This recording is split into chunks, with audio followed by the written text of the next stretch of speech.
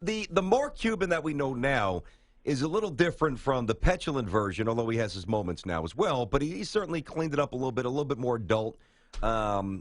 He's a really interesting guy. Some people love him, some people can't stand him. When you first met him, before he was Mark Cuban that we've come to know, when the cameras weren't there, what was he like to deal with? Did you guys get along? Well, I'll tell you, the first time I met him, this is an interesting story. Craig James. Do you remember Craig James from CBS? He played at SMU. The running back, sure. Yeah. Yep. Yeah, Craig and I were friends here in Dallas, and he basically brought Mark Cuban into our offices with Ross Perot Jr. and I. This is before, the Mavericks or any of that. It was when he was kind of launching broadcast.com. And Ross Jr. and I, interestingly enough, we used to own the Michael Irvin show. Now, Michael Irvin, who obviously was a great football player for the Dallas Cowboys, we owned the studios at Las Colinas, and we owned the Michael Irvin show. Nice. And in those days, it was fun because Michael was as raw as you could get. I mean, Tiki, you probably know a lot about Michael, but he was full of personality. And Craig James was the moderator for the Michael Irvin show. And so it was broadcast, locally, and we owned the show. Well, if you really take a look into Cuban's business background, broadcast.com was really developed to put sports on the internet from a voice standpoint. It wasn't any video at that time. It was just broadcasting games and shows and different things. And so he came in and sat down with Ross Jr. and I, and I'm not a technology guy, and Ross Jr. probably was more of a technology guy, but at the time, not much either. Mm-hmm. And he started giving us the concept, and when he walked out, we thought it was crazy. And so we didn't get involved, which we should have got involved. We probably cost us $40 million. But the fact of the matter is that we met him, kind of that day.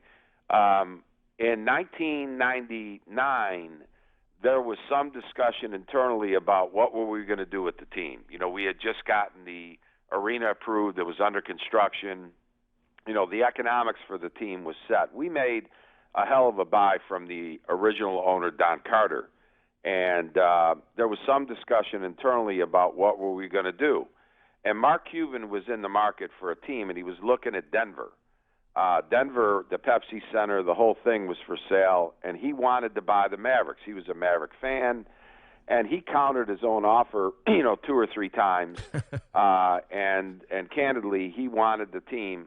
As I mentioned in the earlier segment, I didn't want to sell the team because I knew we were going to get good.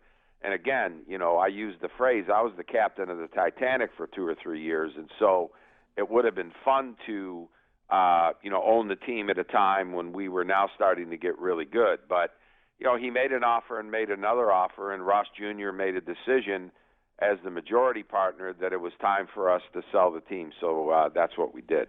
Now, you still hang around. You still go to the games. You still see all of these old, I guess, colleagues and friends, I guess in some regards, players, because Dirk has been playing forever now, that you used to see? Time to time, the Mavericks the last couple of years, really haven't been, very good. I'm still a Maverick fan. I think that ultimately, though, there's got to be a change in the direction of the franchise. There are some statistics that are very telling as it relates to Cuban's ownership of the team. And these are amazing statistics if you really think about it. I'll just give you 2. Yeah, such as? If you take a look since the time that he bought the team from 2000 and now, one player, 1 year, made an all-star team that he drafted. One player, 1 year. That's Josh Howard in, I think, 08 or 09. He made one all-star team one time. So the draft has been non-existent really for the Mavericks since Cuban bought the team in 2000. That's a pretty amazing statistic. The second statistic is, as everyone knows, they haven't been very fortunate in free agency. And I think I'm right on this one. You guys can I know I'm right on the first one. Mm-hmm. You can fact check this one.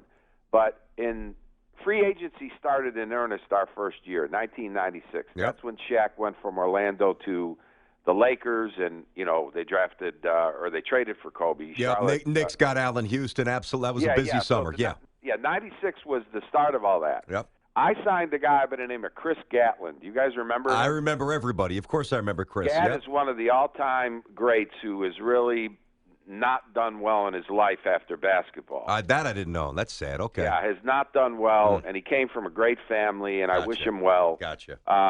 But Chris Gatlin made the All-Star team in the 1996-1997 season.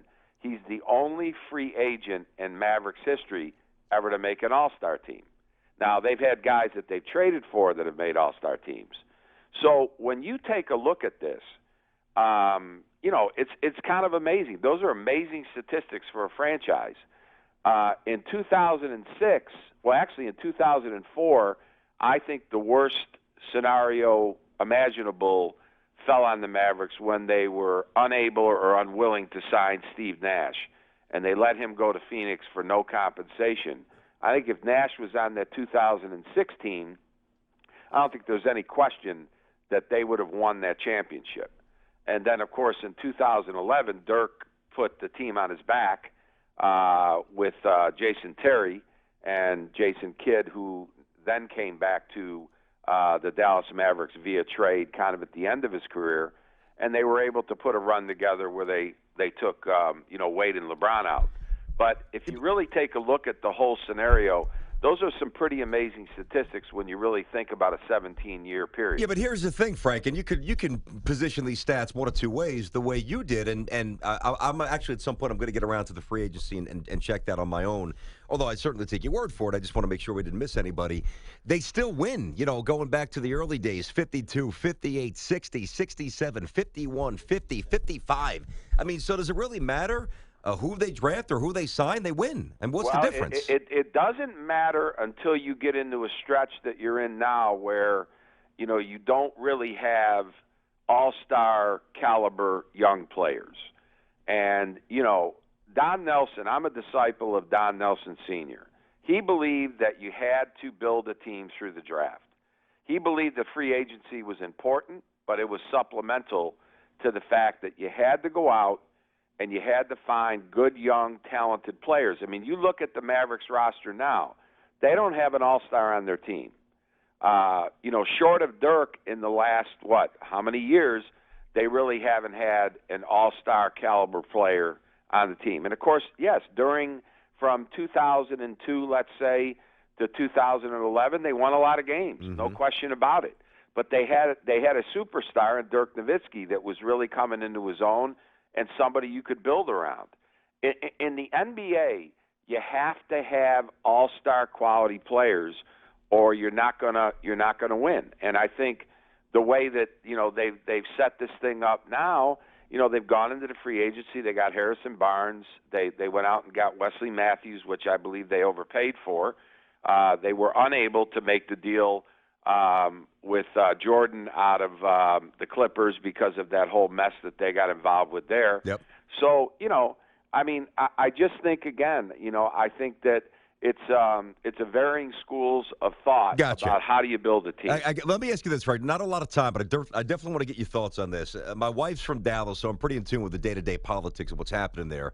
And historically, we know which way it leans, obviously. But I can't imagine that every fan is overly receptive to the way Mark Cuban continues to project his political thoughts in an area which, for the most part, it's counter to that. How is it flying? We only have about 40 seconds, but give us your best answer. It's not going well, and, their television ratings, the local television ratings now are the worst in the NBA. I think that there's a lot of pushback. And, again, Cuban is an American. He can say what he wants. He can do what he wants. I disagree with him. I think that a lot of it is for self-publicity. And, my position is there should be a little bit more reverence for the office. If you don't like the person in the office, and I'm a completely independent guy, I have no ideology, I don't lean right or left, but, you have to have, in my opinion, some respect for the office of the presidency. And I think he's been incredibly derogatory to Donald Trump. Whether you like him, you don't like him, it doesn't matter. I think you have to have respect for the office.